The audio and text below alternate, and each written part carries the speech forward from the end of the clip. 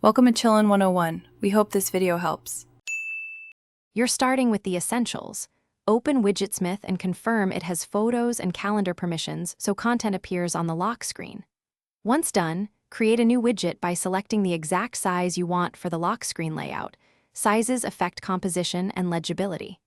Make sure to choose a widget style, time, photo, or custom, because that decides which settings you'll modify next.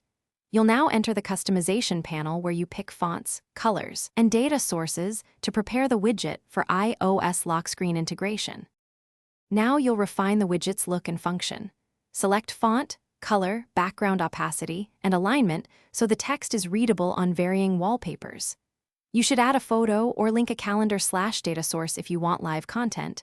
Choose images sized for 16:9 or taller depending on the widget.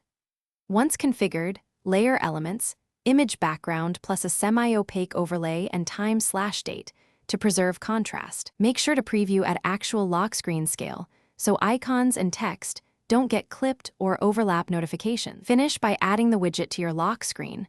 Long press the lock screen, tap Customize, then tap the Widgets area and choose Widgetsmith. You'll see the size slots. Tap the right slot, select the Widgetsmith instance you created, and confirm. Once placed, double-check alignment and visibility against your wallpaper. Make adjustments in Widgetsmith and reapply. If the widget shows default content or won't update, restart your iPhone. Reopen Widgetsmith to refresh the widget instance and reassign it. This resolves most sync issues quickly. Thanks for watching. Consider subscribing if we helped you.